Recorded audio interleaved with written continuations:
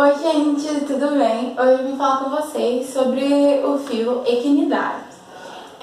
Dentre eles, das espécies mais conhecidas desse fio são as anêmonas do mar, os corais e as medusas.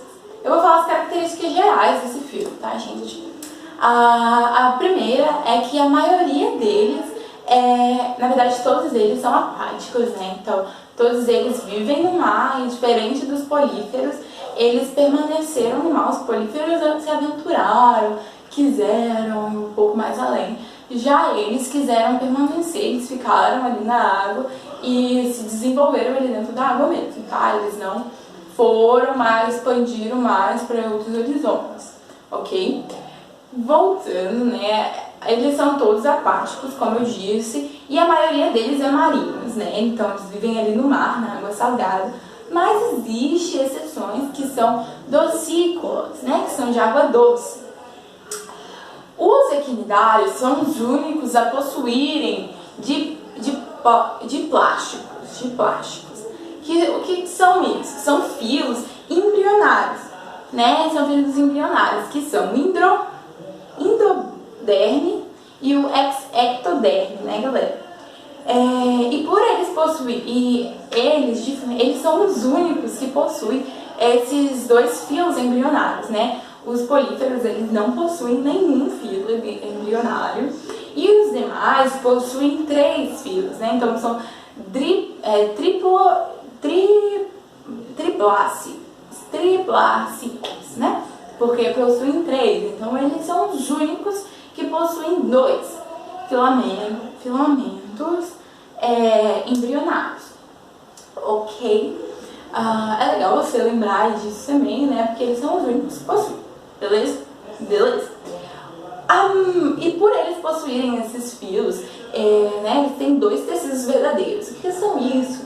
É quando há uma organização das células formando esses tecidos mesmo, sabe? É uma organização bem bonitinha ali das células que formam esses tecidos.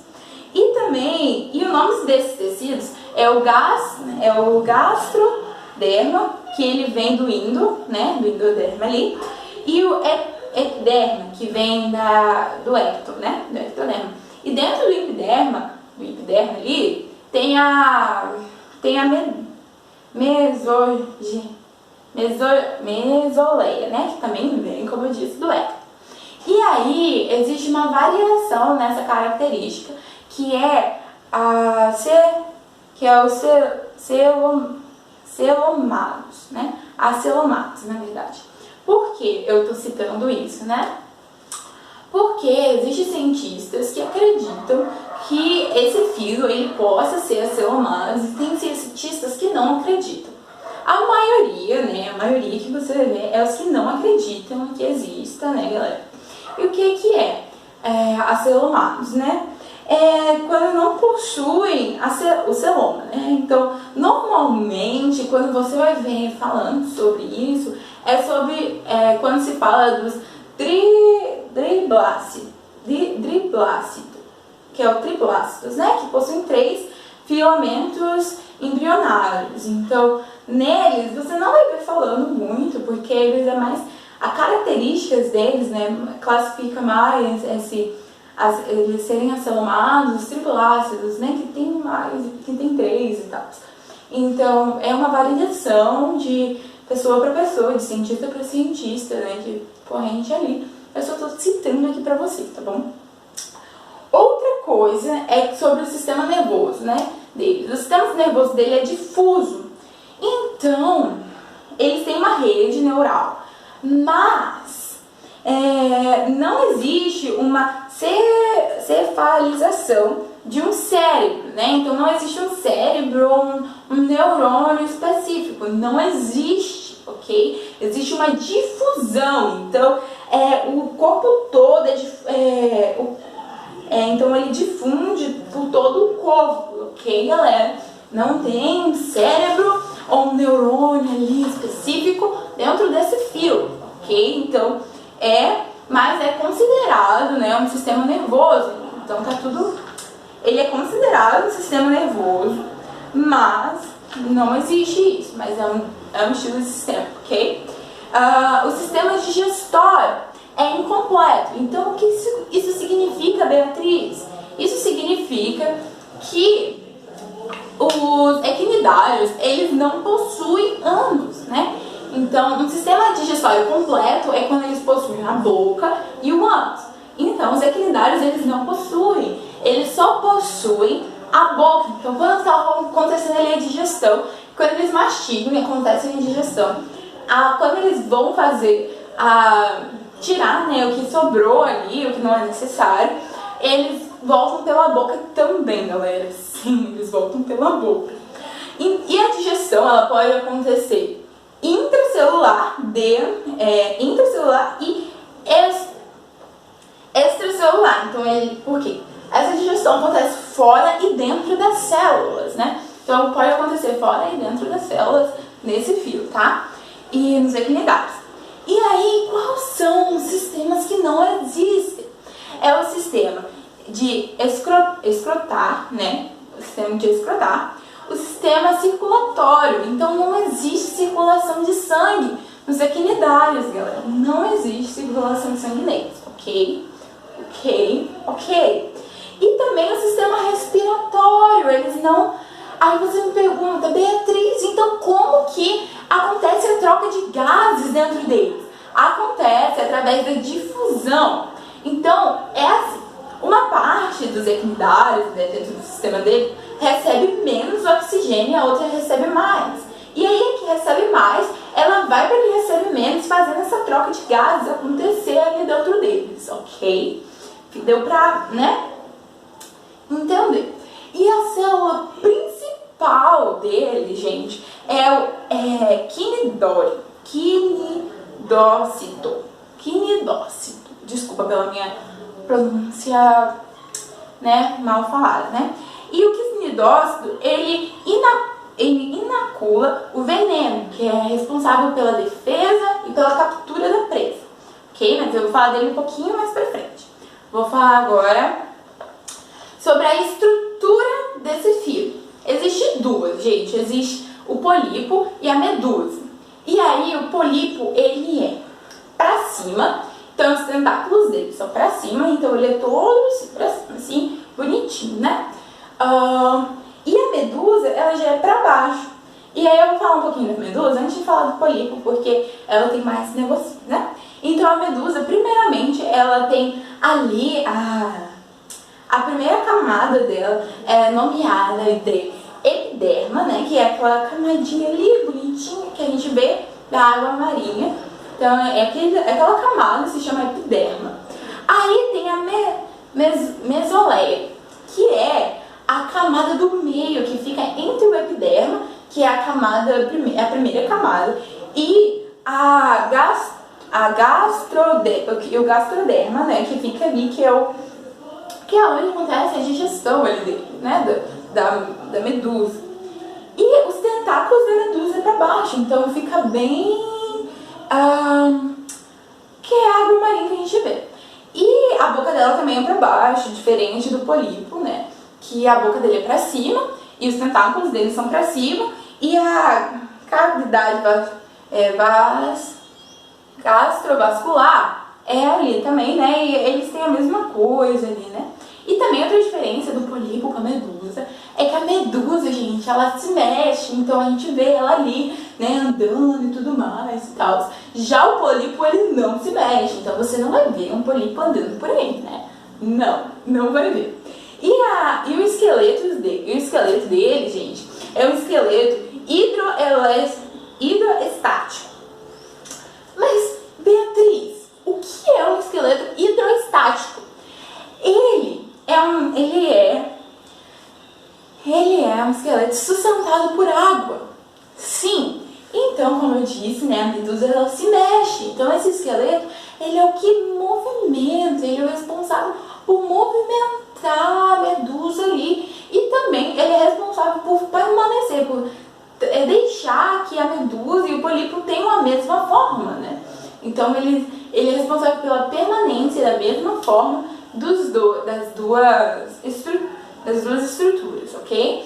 E esse filo, gente, os equinidários, eles são característicos pelos tentáculos, né? Que são aquelas coisinhas que ficam assim, voando, que a gente vê nas medusas, quando a gente pica, que são meio que parecem as perninhas delas, né? Que tem vários e tudo mais. E quando a gente pica, que aparece, quando elas entram em contato com a gente, que parece que vem ali vem a fervência, a queimação, ok? Agora eu vou falar um pouquinho sobre a principal, né? A principal célula, como eu disse antes, que é o equinidócito, né? Então, aonde, Beatriz, fica esse equinidócito e tudo mais? Eles ficam no tentáculo, gente. Então, ali no tentáculo fica o equinidócito, né? Que é responsável pela implação do veneno, né? Do veneno ali, desse fio. Então, nos equidócitos, existe um netócito que libera o veneno quando em contato com a presa, né? Quando ele quer comer a presa, né? Quando ele quer pegar o alimento dele, ou em contato de perigo, quando ele tá ali com um animal maior do que ele, ou com nós, seres humanos, que ele se sente em perigo, ok? Então aí, ele libera, né? Ele injeta um filamento urticante que, no contato com felpinhas, sabe? Aqueles pelinhos e tudo mais, que ele libera toxinas que geram aquela queimação que a gente sente. Então, quando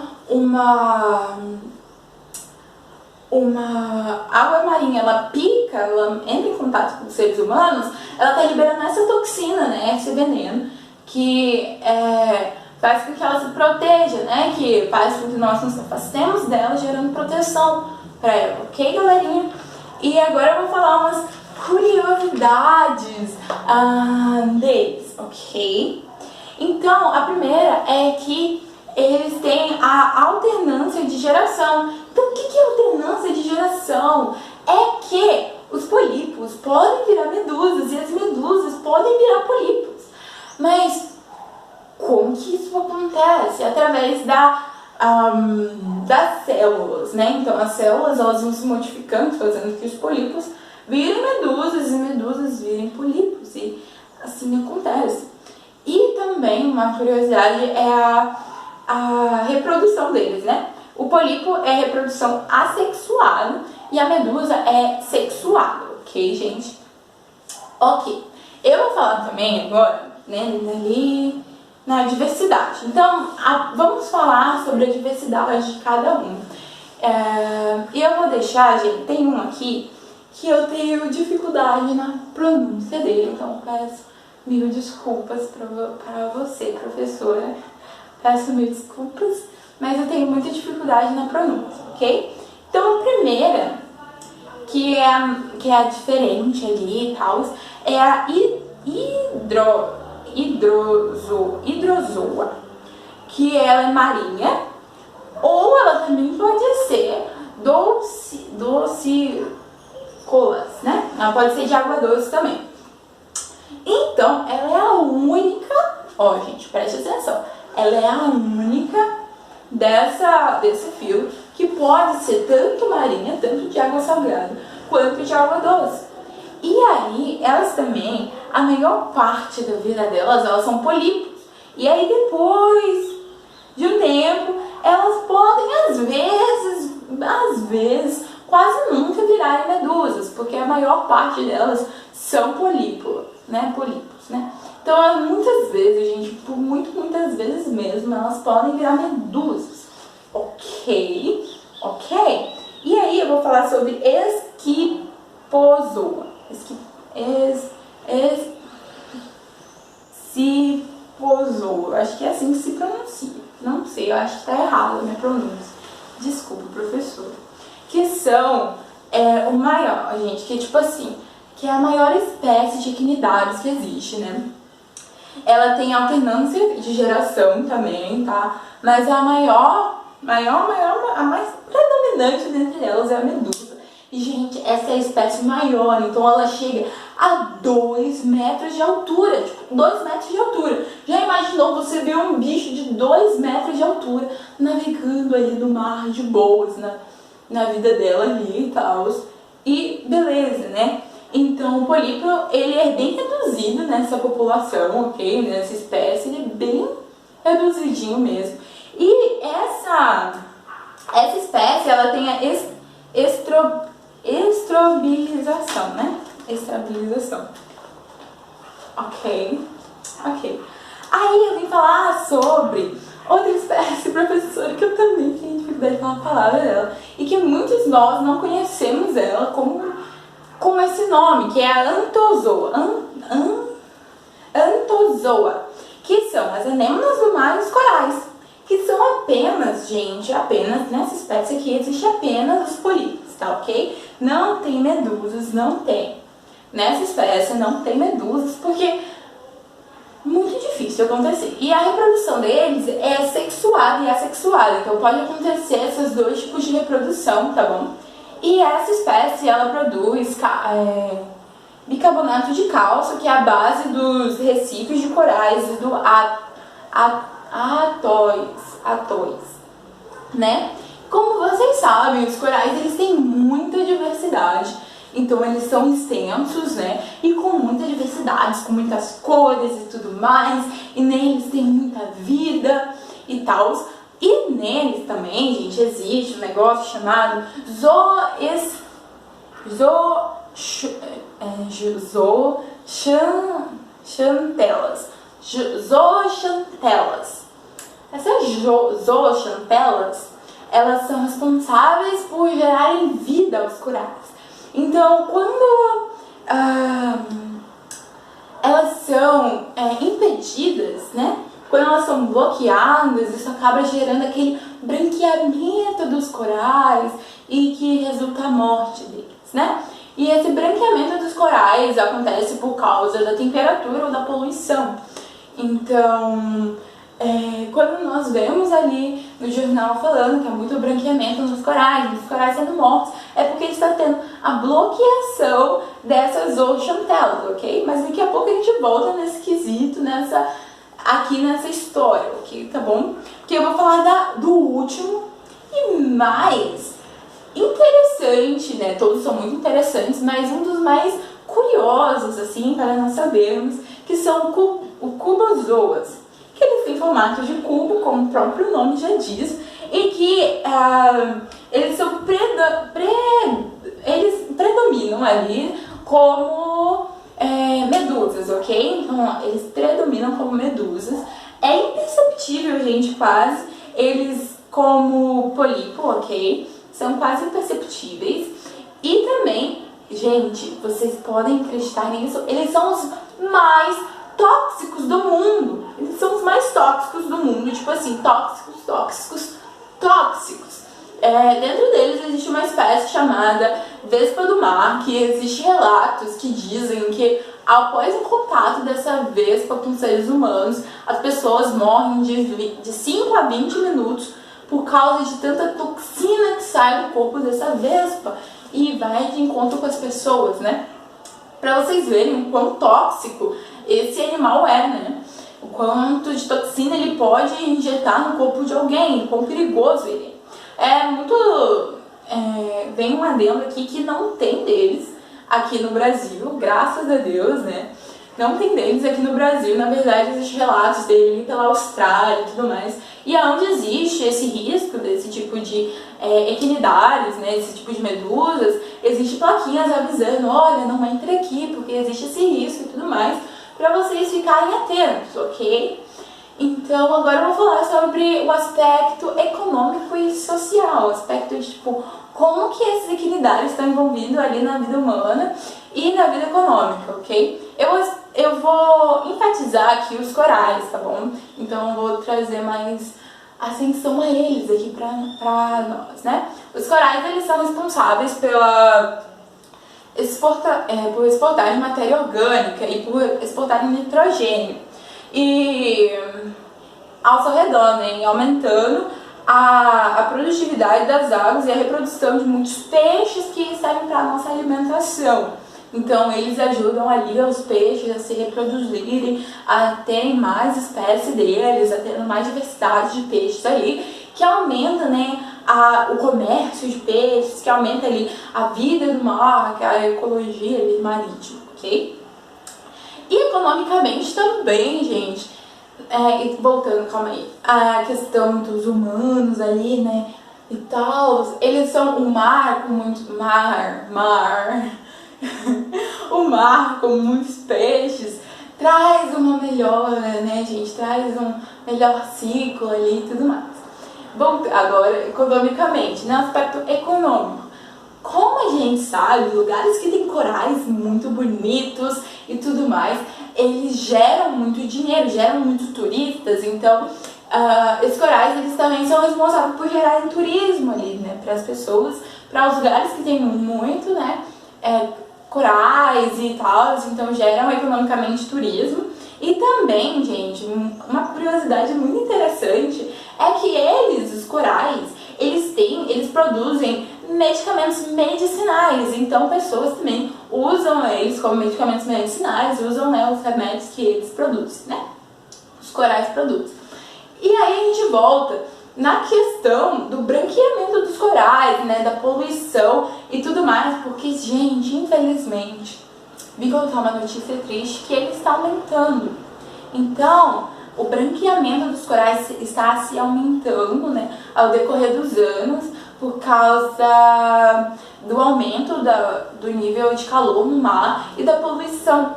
Então, como eu disse, quando as zooxantelas elas são bloqueadas, né, elas acabam ficando brancas, acabam morrendo. E aí, como que isso acontece? Quando um navio de petróleo ele joga resíduos químicos, né, desse petróleo dentro do mar, em um lugar onde que há essa concentração muito grande de coral, esses resíduos, né, esses resíduos químicos, eles acabam entrando dentro das zooxantelas, bloqueando elas, né, de fazerem essa vida rolar ali no mar. Então, e acaba matando eles, né? Então, eles acabam perdendo a cor, perdendo a vida, e acabam matando todas as espécies que vivem ali ao redor, né? Ao derredor. Então, é muito importante agora, vem a questão para vocês, da gente nos questionar o quanto que a gente usa tal coisa e o quanto que isso pode afetar a vida marinha.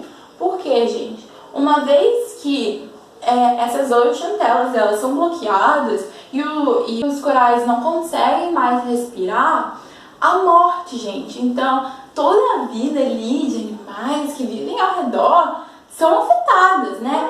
E aí, como que a gente... Aí isso acontece por quê? Por causa do aquecimento e da poluição dos mares. Então, quando o navio de petróleo vem, derrama resíduos, acontece, porque está sendo bloqueado ali, né? Que elas respirem e tudo mais. Então vem a questão, como que nós podemos evitar que isso aconteça, né, gente? Porque infelizmente já está acontecendo um aumento muito grande disso. E se a vida dos corais diminui, então é afetado todo, tipo, não somente o mar, mas também a nós, né, nós seres humanos. É isso, porque também vai diminuir a economia, vai diminuir, né, o turismo, vai diminuir até o uso de plantas medicinais, dos medicamentos que esses corais produzem, que eu tô ainda muito curiosa sobre isso. Então galera, fica realmente um questionamento do que podemos fazer para que isso não aconteça mais, né? Que não haja morte dos corais, como que nós devemos lidar com isso, como que a gente deve se preocupar. É óbvio que eu enfatizei agora mais pro final os corais, mas, né, de uma forma que, como eles, né, ecologicamente falando, lidam conosco, sabe, com a influência deles para nós, mas não somente os corais, sabe, gente, outras espécies quinidárias ajudam também, então, e a gente também tá prejudicando eles, então vamos pensar como que a gente pode parar mesmo de prejudicar essas espécies de várias formas, como nós temos feito, ok? Então que fique esse questionamento pra gente e tudo mais, não somente para os corais, mas para as águas vivas, para, né, como eu falei, os políferos, tudo mais, sabe? Que isso fique pra gente como aprendizagem e questionamento do que estamos fazendo com todo o nosso sistema, né, marinho e tudo mais, e com os filos que existem para ajudar a gente, né, que existem para fazer parte juntamente com a gente, né. Então é isso, eu espero que vocês tenham gostado, eu espero que vocês tenham aprendido, que vocês tenham, né, realmente aprendido, se interessado mais sobre biologia e tudo mais. Se você gostou, deixe seu like, ok? Aqui no vídeo. E deixe seu comentário também, tudo mais. E é isso, gente. Muito obrigada por ter assistido até aqui. Um beijão e bye bye. Bye bye.